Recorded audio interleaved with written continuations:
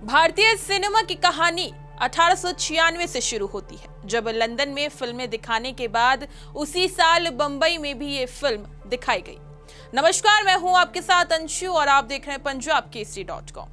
ये भारत में चलती तस्वीरों का पहला कदम था। हीरालाल सेन नाम के एक फोटोग्राफर ने 1898 में प्रोफेसर स्टीवेंसन की मदद से कोलकाता के नाटक द फ्लावर ऑफ पर्सिया के दृश्यों की फिल्म बनाई।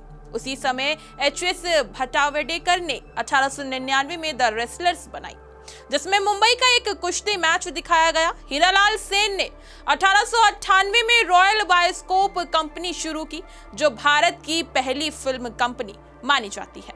फिर 1913 में दादा साहेब फाल्के ने राजा हरिश्चंद्र बनाई, जो मराठी मूक फिल्म थी और इसे भारत की पहली पूरी फिल्म कहा जाता है।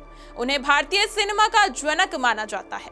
मूक फिल्मों के दौर के बारे में बात करें तो राजा हरिश्चंद्र के बाद मूक फिल्मों का समय शुरू हुआ। इस दौरान भारत में फिल्म उद्योग बढ़ने लगा, खासकर मुंबई में। मुंबई, कोलकाता और मद्रास बड़े फिल्म केंद्र बन गए। शुरू में फिल्में छोटी और बिना आवाज की थी, लेकिन जैसे जैसे तकनीक बेहतर हुई, फिल्मों का स्तर भी बढ़ता चला गया। ये वो समय था जब सिनेमा भारत के लोगों के बीच लोकप्रिय होने लगा था। 1930 में मूक फिल्मों का दौर खत्म हुआ। 1931 में आदर्शी ईरानी ने आलम आरा बनाई, जो भारत की पहली बोलती फिल्म थी। ये फिल्म बहुत हिट रही। आवाज आने से फिल्मों से संगीत, गायन और नृत्य शामिल होने लगा। 1930 और 40 का समय भारत के लिए मुश्किल था। मंदी, दूसरा विश्व युद्ध और आजादी की लड़ाई चल रही थी। फिर भी प्रभात, मुंबई टॉकीज और न्यू थिएटर्स जैसे स्टूडियो ने सामाजिक फिल्में बनाई। रानी ने 1937 में किसान कन्या बनाई, जो पहली हिंदी रंगीन फिल्म थी। 1938 में मदर इंडिया का रंगीन संस्करण आया। 1943 में किस्मत फिल्म ने 1 करोड़ रुपए कमाए और आजादी की भावनाओं को दिखाया। 1940 और 1950 में आईपीटीए ने धरती के लाल जैसी यथार्थवादी फिल्में बनाई।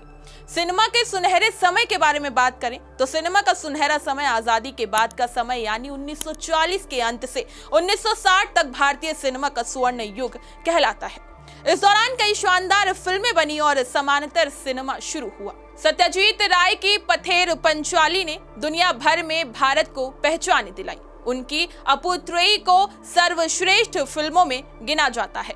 गुरुदत्त ने प्यासा, जो कि 1957 और कागज के फूल, जो कि 1959 में बनाई, जो सामाजिक मुद्दों और शहर की जिंदगी पर थी।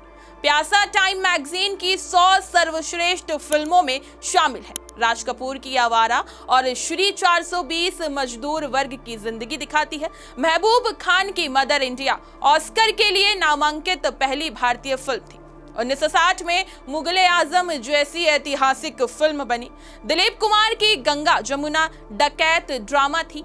इस समय प्लेबैक सिंगिंग भी मशहूर हुई। आपको बता दें, 1970 में व्यावसायिक सिनेमा का उदय हुआ। शोले जैसी फिल्म बनी और अमिताभ बच्चन का गुस्सैल नौजवान किरदार मशहूर हुआ।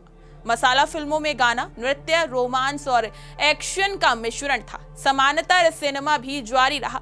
इस दौरान अलग अलग राज्यों की फिल्में भी मशहूर हुई। ये समय भारतीय सिनेमा के लिए बहुत बड़ा बदलाव लेकर आया। 1990 में भारतीय सिनेमा और बड़ा और वैश्विक हुआ। MTV जैसे पश्चिमी संगीत वीडियो ने फिल्मों के गानों, कैमरा और स्टाइल को प्रभावित किया। 1990 में हिंदी फिल्मों की संख्या बढ़ी, उद्योग तकनीकी रूप से उन्नत हुआ और दुनिया में मशहूर हुआ। मुंबई का हिंदी सिनेमा बॉलीवुड सबसे बड़ी फिल्म इंडस्ट्री है। हाल के सालों में तेलुगु सिनेमा बॉक्स ऑफिस पर हिंदी सिनेमा का बड़ा प्रतिद्वंदी बना। भारतीय फिल्मों का पुरस्कार और फिल्म समारोह में सम्मान मिला। भारतीय सिनेमा कई भाषाओं और संस्कृतियों का मिश्रण है। भारत में तेलुगु, तमिल, कन्नड़, मलयालम, बंगाली, मराठी, गुजराती आदि भाषाओं में फिल्में बनती हैं। 2022 में हिंदी सिनेमा ने 33% कमाई की, तेलुगु 20%, तमिल 16%, कन्नड़ 8% और मलयालम 6%। फिल्मों की संख्या में हिंदी 16.21%, तेलुगु 15.17%, कन्नड़ 13.2%, तमिल 13.06%। इन सभी फिल्मों की कमाई अब बॉलीवुड से ज्यादा है। 2022 में तेलुगु सिनेमा ने 23.3 करोड़ टिकट बेचे, तमिल ने 20.5 करोड़ और हिंदी ने 18.9 करोड़। भारतीय सिनेमा पर कई चीजों का प्रभाव है। महाभारत और रामायण ने कहानियों को प्रभावित किया। संस्कृत नाटकों से संगीत, नृत्य और भावनाएं आई। क्षेत्रीय लोक नाटकों और पारसी थिएटर ने भी योगदान दिया। हॉलीवुड और पश्चिमी संगीत का प्रभाव भी बढ़ा। फिल्में आजादी, सुधार और समाज को दर्शाती हैं। इसी तरह की तमाम खबरें और लेटेस्ट अपडेट्स के लिए बने रहिए हमारे साथ और देखते रहिए punjabkesari.com।